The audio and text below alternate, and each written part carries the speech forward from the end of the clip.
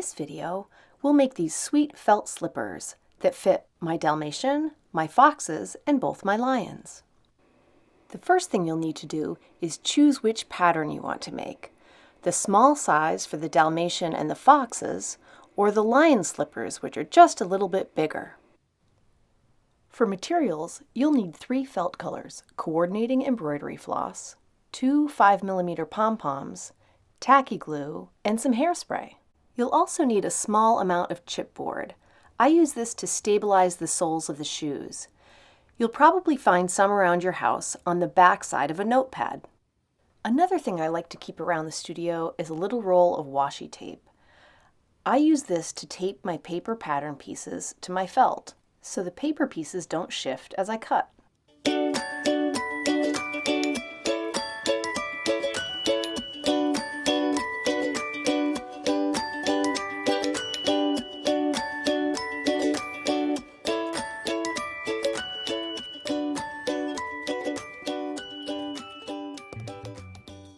Once you have all your pattern pieces cut out, the first step will be to cut 2 notches in either side of the teardrop shaped piece of your pattern.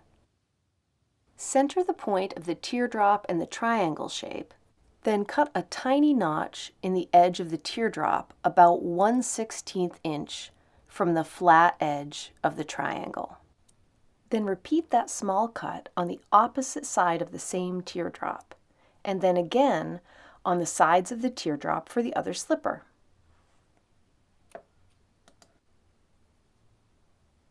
After you've trimmed your notches, get all your pattern pieces prepared, and the next thing that you'll do is glue the cardboard ovals with your tacky glue to the teardrop shape.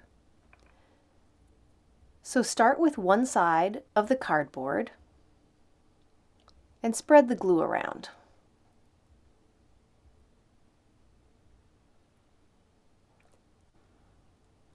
Then center the cardboard piece towards the larger end of the teardrop.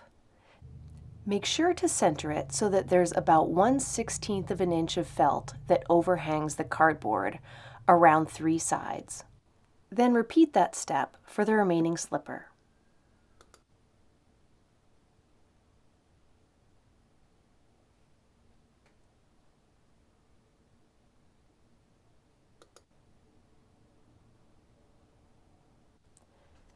Next, we'll glue the opposite side of the cardboard on our teardrops, spread the glue, and we'll glue each one of these down to one of our felt rectangles. Press the teardrop down to the rectangle to make sure that your glue is nicely secured.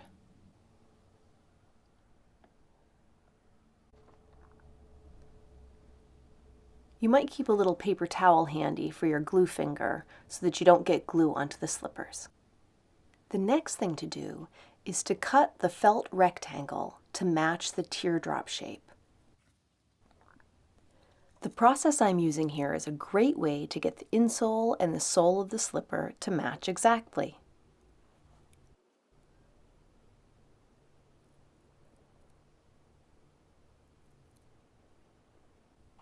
Now, do you remember those notches from our first step? This is where those come in handy. So first, cut the top layer of each teardrop off of both slippers. Then, trim off the felt around the edge of the cardboard up to where you made your notch in the first step. It's great to have a pair of scissors that have a really sharp point. These Fiskars are always my favorites. What we're doing here is trimming the insole so that the yellow edge of the felt won't show up in the seam line of the slipper when it's assembled.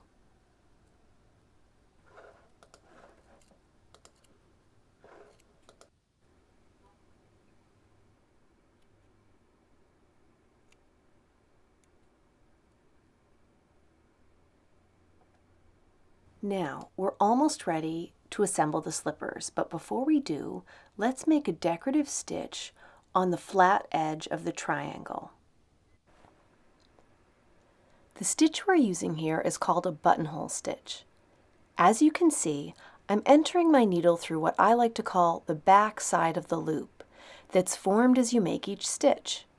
By entering the needle through the loops in this direction, a twist forms that locks the stitches down to the edge.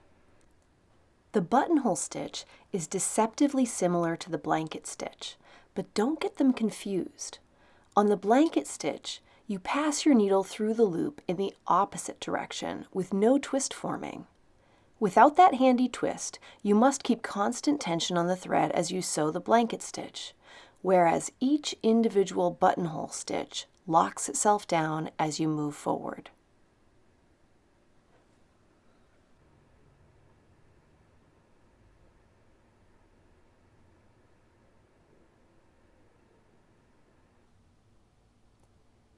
As you come to the opposite side of the flat edge of the triangle, we're just about ready now to start assembling the slipper.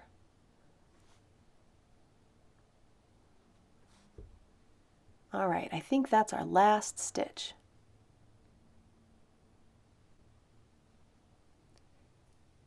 So here we go again. We're going to match the points of the triangle and the teardrop again. And then we're going to start stitching the layers together. Let's continue again with our buttonhole stitch, locking each stitch into place. You can see now where we cut away that middle layer, how we're not going to see that color in our seam line. Because we left a small seam allowance of about 1/16 of an inch around our cardboard, we should have just enough felt to make our stitches.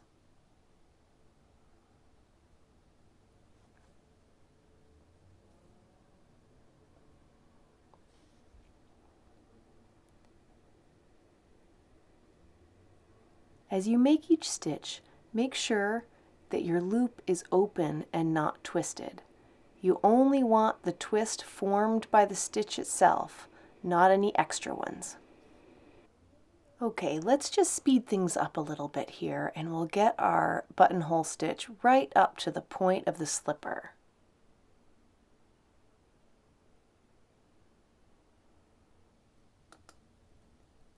At this point, we're going to turn the corner and you'll want to find a little pin so that you can hold this little spot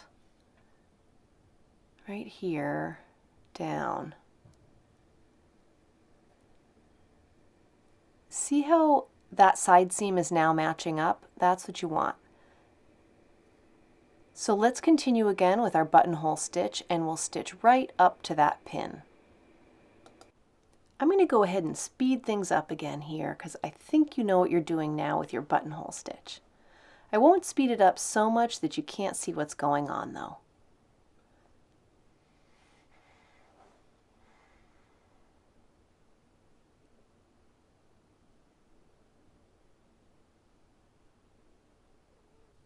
So when you reach the pin, you can just go ahead and take that right out, and we're going to continue stitching around the back rounded bit of the teardrop. Oops, I'm caught on the end of my toe. All right, there we go. So now I'm going around the heel of the slipper.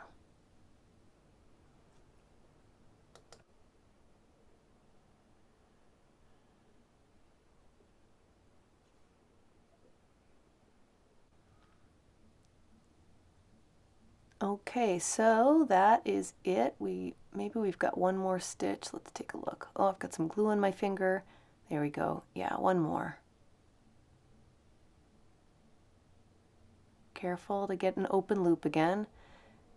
You just tighten that up. And then instead of doing a knot at the end of the slipper here, we're just going to go back and forth underneath the surface of the felt several times.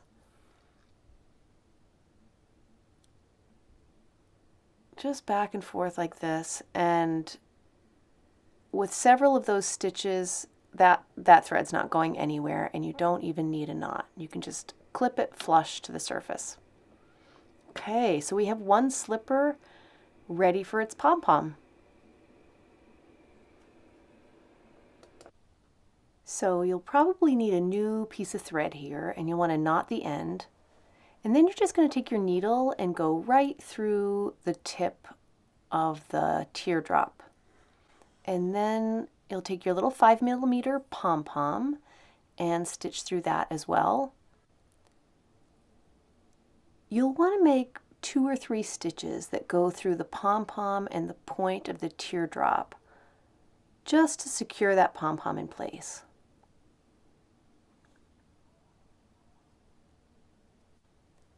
Then you can turn it over to the back side and make a knot. I like to cross the thread like this and make a loop to pass the needle through. Then I can draw the crossing down to the surface of the work and put my index finger or my thumb on that crossing. This process allows me to get knots that are right down close to the surface of the fabric. So I'm just going to make 2 on top of each other. And then I'm going to just pass my needle and thread back through the sole of the shoe and trim off my thread. Well, that is looking pretty darn cute. So now we're ready to make the curl in the toe. Here's where that hairspray comes in. This is an extra strong hold from Tresemme, but you can probably use any hairspray you like. What you're going to do first is bend the toe up so that it's in a curled shape. And the hairspray is going to work just like hairspray works. You'll spritz the felt. You can see me spritzing there. And then you're just going to wait for it to dry. You can actually take the end of this and put it up against just the folded area there and put it up against a hot iron to dry it more quickly. You could use a hair dryer, or you can just be patient for a few minutes. Sometimes I kind of squish it a little bit with my fingers and roll it a little bit as it's drying, just to get the shape that I want. If it's not staying in place, don't be afraid to give it another spritz, just to give it a little more stiffness. So it probably will take several minutes to dry, so don't be in a rush, but when you finish, you'll have this adorable little slipper. And now you can repeat that process to make a pair. I hope you enjoy this project. I love making these tiny little slippers, mixing the colors and adding the pom-poms. I also think they would be so cute as holiday ornaments. If you did enjoy this project, you might like to join my unique equal opportunity sewing community on Patreon. You can reach my link tree with the Patreon link in my bio on Instagram. I hope to see you again soon, and happy stitching!